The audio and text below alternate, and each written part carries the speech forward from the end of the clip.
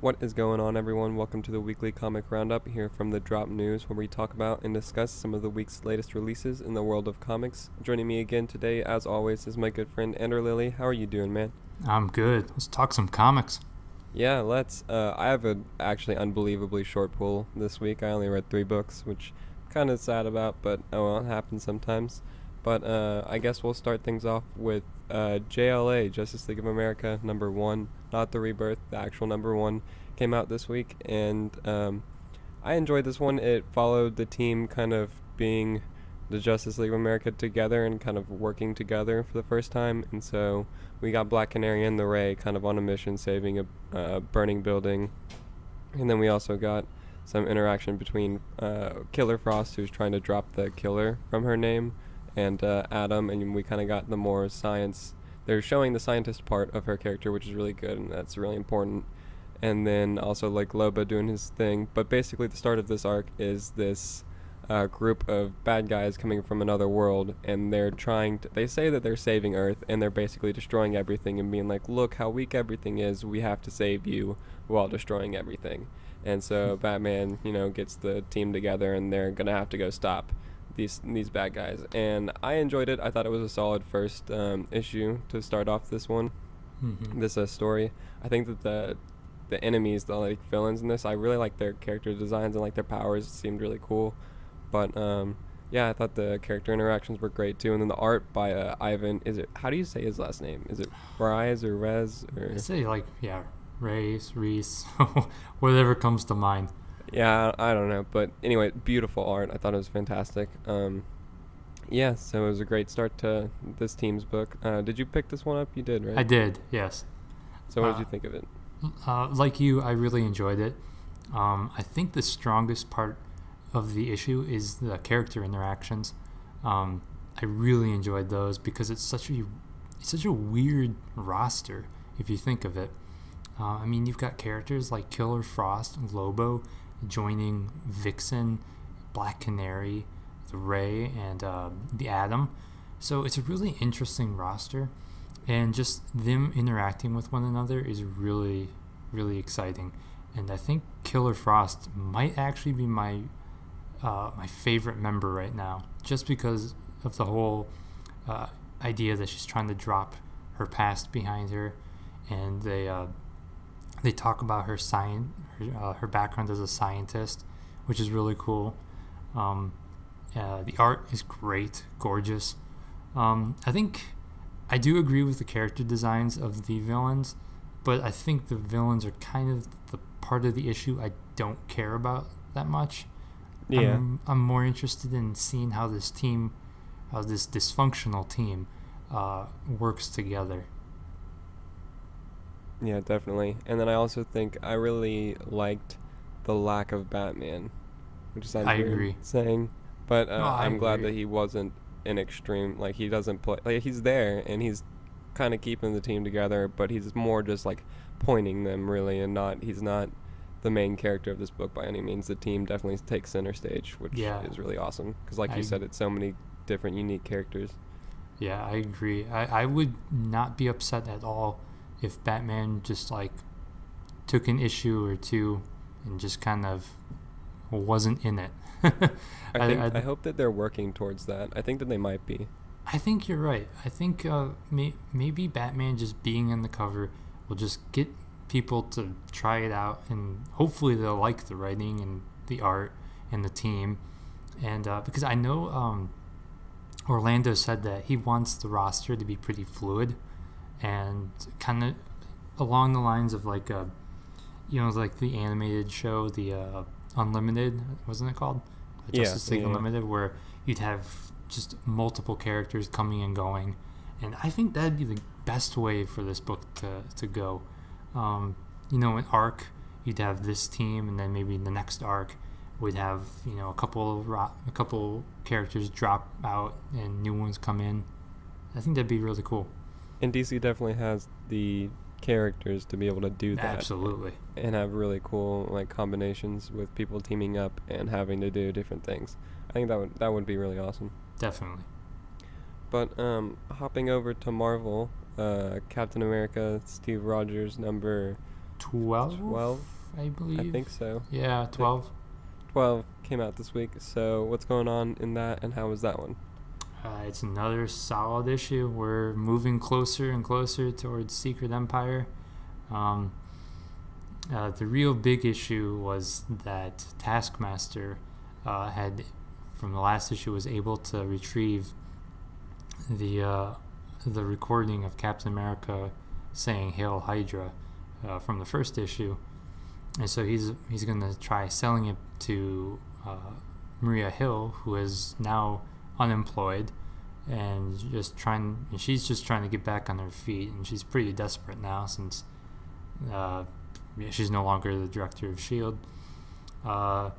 And Steve he's the new director of S.H.I.E.L.D., so he's dealing with global issues, and so it was a pretty good issue. It wasn't my favorite, probably my least favorite of the run so far, but it was a solid entry. I guess I'm just really looking forward to Secret Empire. I'd rather just get there now because we all know what's coming. So, but I think we still have like 2 or 3 more issues before till we get there. But it's been a solid lead up, and yeah, another solid issue. Secret Empire just sounds like it's going to be absolutely insane. From what I've seen and just people talking about it, sounds really exciting. It does. I'm so excited, but I am so scared of what's going to happen. So definitely. But keeping with Marvel, Infamous Iron Man number 5 came out this week, which I've loved this book. It's the first, really my first exposure to Victor Von Doom, which he's now being a good guy, which is really cool. I'm enjoying the way that his character has gone with this, and he's kind of just this very sharp, I guess, character. He's very blunt with people and just in what he says and what he's doing, but he is trying to do the right thing and has good intentions now. But anyways, this kind of follows up. In last issue, it's revealed that, kind of spoiler alert, his mother is still alive, or kind of has been, and apparently there's of course more to that story, but it's the thing we're calling the interaction between him and Doom's mother, and then after he shows up. And so I thought it was a really solid issue. I'm really want to know more of the backstory between him and his mother, because it's exploring how he can use magic and also how she does, and so that's really cool and really interesting, and I love that aspect of this book and his character, and so that was really cool. And then it just follows through that. I don't want to really talk too much more into it because it does get more spoilery. There's a huge twist at the end that I did not see coming that I think is really awesome.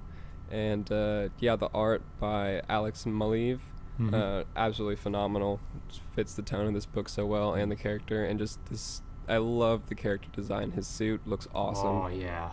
And then just the way whenever he's using his magic and the powers of the suit, it looks awesome. But I definitely recommend this book, honestly, if anyone's thinking about picking it up. That's such an awesome creative team. Brian Michael Bendis and Alex Maleev. I mean, they just kill it on every book they work on together.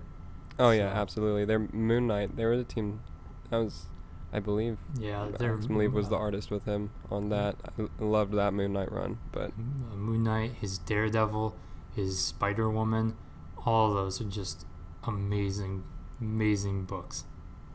So definitely, they make a great combination. But sticking with Marvel, Inhumans, we got a lot of Marvel books this week. We do. Change. Inhumans versus X-Men number 5 came out this week. So second to last one. How was this one? The penultimate issue of Inhumans vs. X-Men. It was really good. Basically, it's continuing with the X-Men still kind of underestimating the new humans, which are the young Inhumans that were introduced back in 2014, I believe.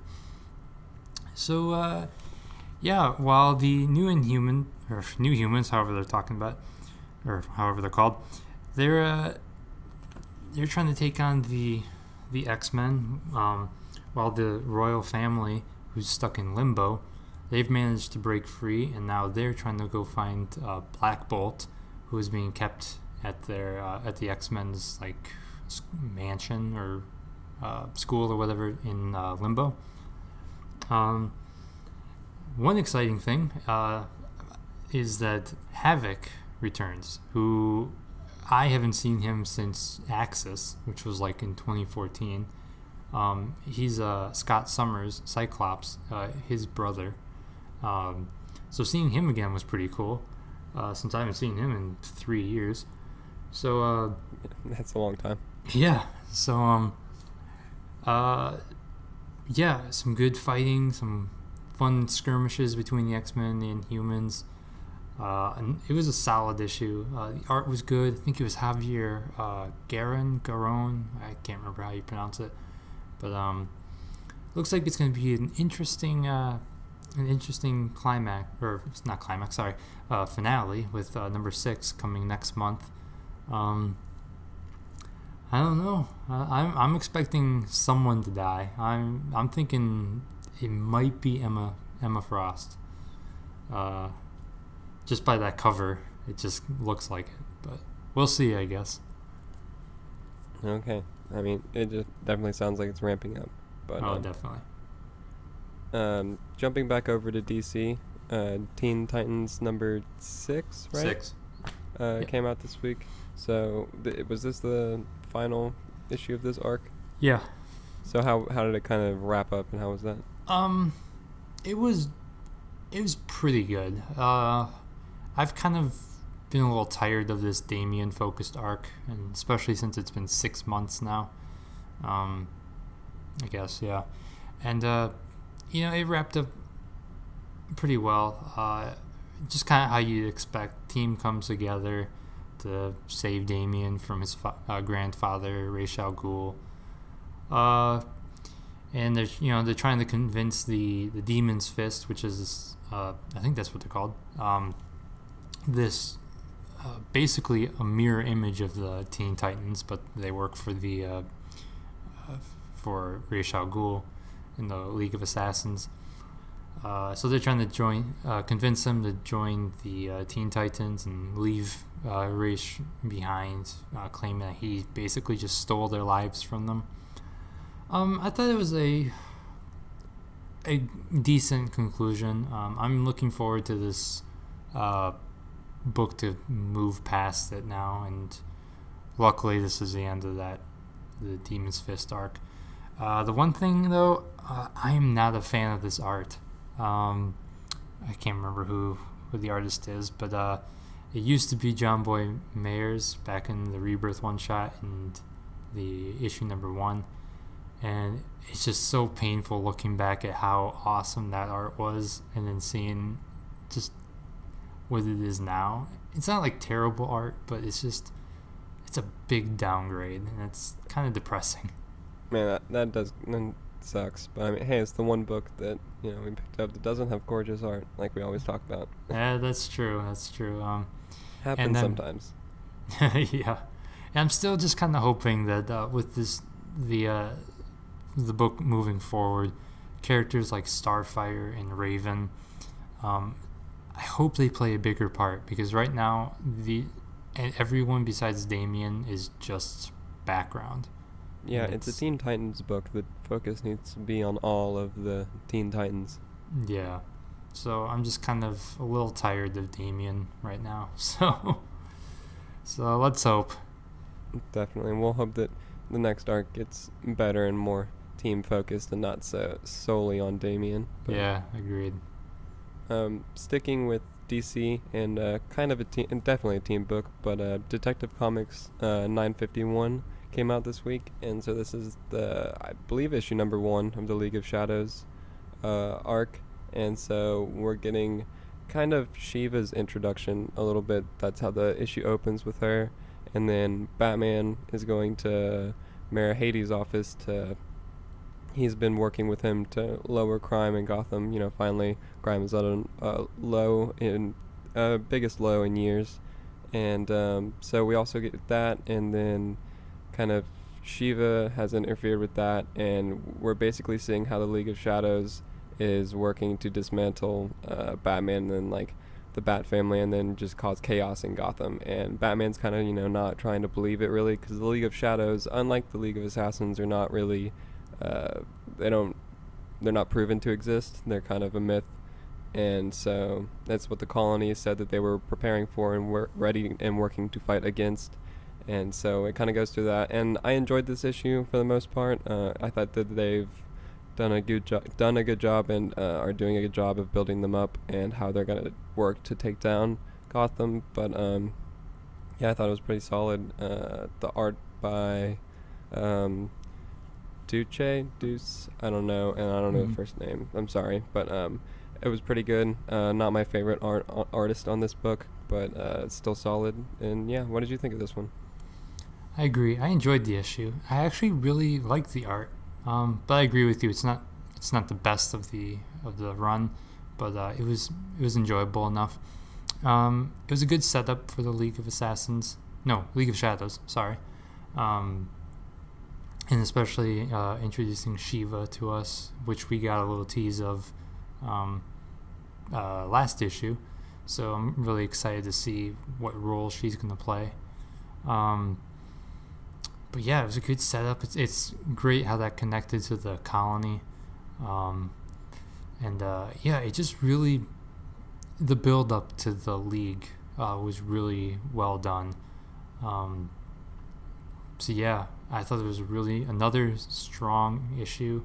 I think I can speak for both of us and say that we both love this book. Oh, absolutely. So not surprising that that it's another solid issue. So good stuff. Yeah. And definitely, like you said, it's really cool seeing how it's connected to the colony, because then it feels like it's been building up since Rebirth started, which I mean it has. Exactly. But it's cool being able to see that connection and then being like, oh man, this has been a long time coming. I think it's Definitely. really awesome. Yeah. Sticking with DC, we have Hal Jordan and the Green Lantern Corps, 17. I'm gonna guess 15, I think. Okay, 15. Oh man, I forgot. I we'll think it go might with be 15. Your guess, number 15, probably came out this week. So what's going on in that issue, and kind of how was that? Well, it's a good issue. Basically, we've got a few stories going on.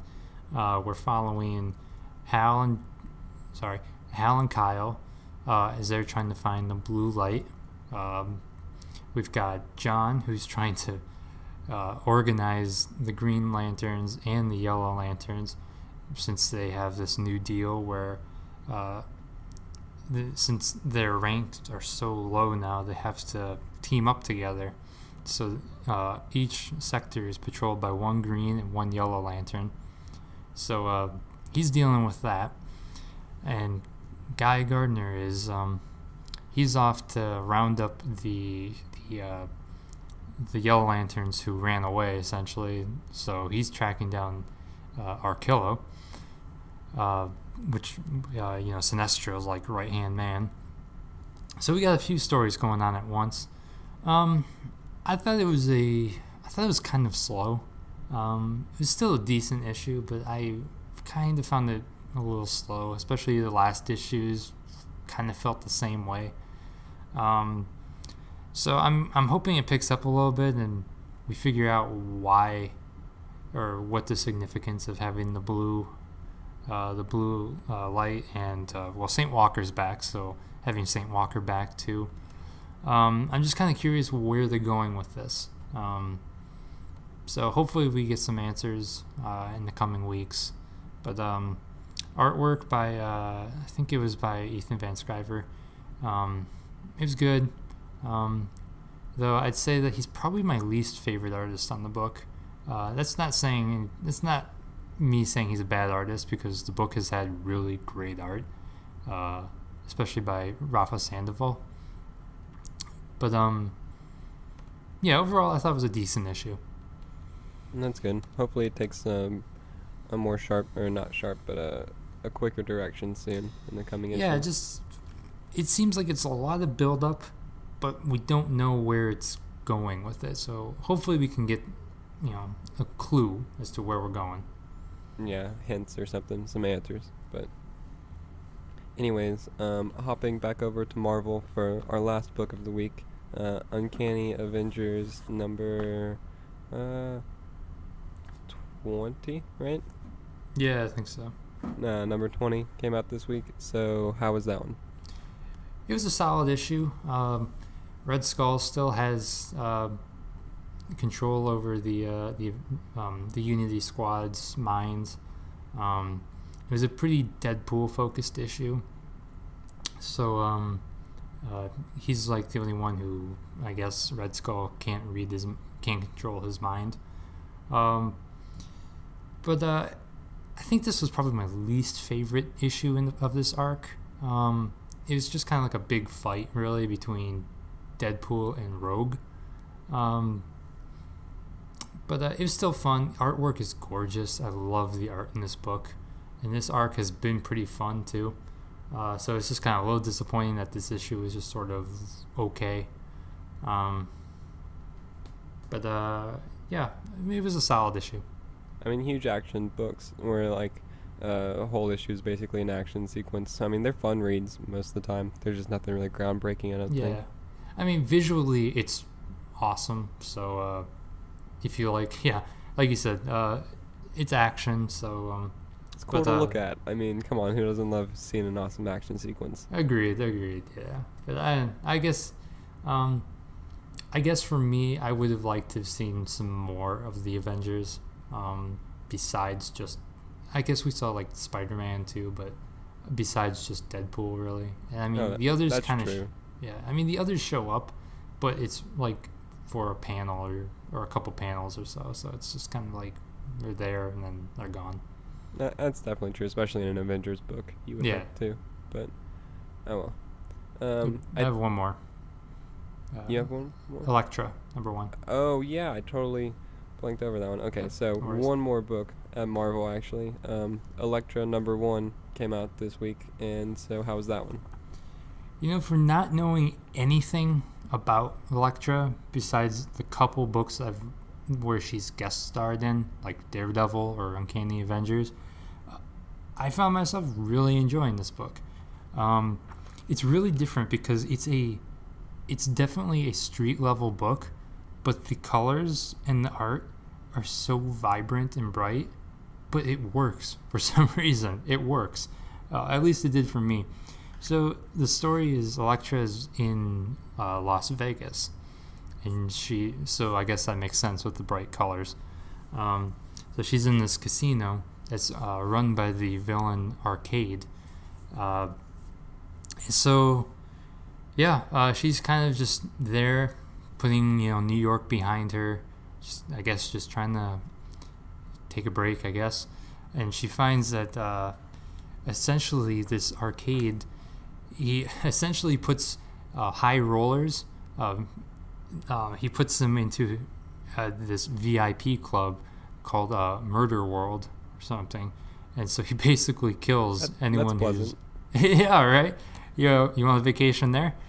So it's a really interesting concept, especially for Elektra, because I would never think of this kind of story for her. Yeah, it's definitely not where I imagined the issue number 1 for Elektra would take place and kind of right, exactly. But I'm really into it, so I guess it works. It hooked you. But I know I'll talk about this real briefly because I know it's been a big point of debate was her new costume, which is pretty inspired by the Netflix look. It's like a black suit, but she still has like her red scarves, and she still has the size. While I don't really care for it too much, I find it kind of bland. And I guess I always liked her classic look, but reading the issue, I was just thinking, yeah, her classic look probably would not work well in this story. So I can definitely appreciate like this new direction, I guess. Not saying it's an amazing look, I just think it fits the story. The artwork is gorgeous. It's just clean, it's crisp. I forgot who the artist is. Let me check real quick. Uh, Something Cabal, I think. Cabal, yeah, Juan. I want to say it's Juan, but I don't want to be wrong. Yeah, I you're can't right. find it. Is it? Okay. Yeah, it's Juan Cabal. Juan Cabal. Anyway, it's number one, first issue. I highly recommend it. I think just all of the, I'm going to call them the Netflix line of the Marvel books have been really strong. Daredevil is really good. I've heard good things about Kingpin. Jessica Jones is pretty good. So I'd recommend trying it out.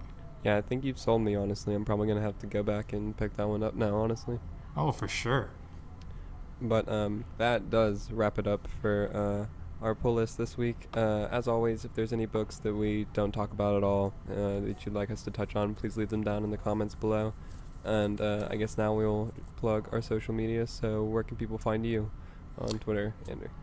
I'm on Twitter at AndrewWriter. Come on by, talk comics, talk Aquaman, movies, video games, whatever you want. I'm up for it. Awesome. And you can also find me on Twitter at APBatman, basically the same thing. And then also you can hear us on the Drop podcast that we do weekly here at the Drop News, where we talk about basically all of the big news in the world of comics, film, TV shows, all that good stuff. But thanks for listening, and be sure to tune in next week also. Later.